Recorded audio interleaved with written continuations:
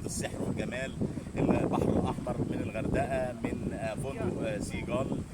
منطقه جميله، فندق جميل، البحر زي ما انتم شايفين، الاجانب اهم قاعدين في الميه بيعملوا دايفنج وبيعوموا، الجو جميل جدا. بقول للشباب اللي اتخرجوا النهارده يطلعوا على الغردقه، يطلعوا على البحر الاحمر، يشوفوا النهارده في وظائف كتيره مستنياهم.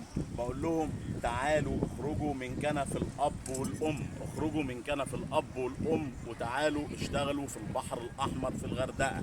منطقه جميله، بلد جميله، بلد امنه لينا جميعا. بقول لكم ارض السحر والجمال، فندق سيجال للغردقه، ميدان السقاله.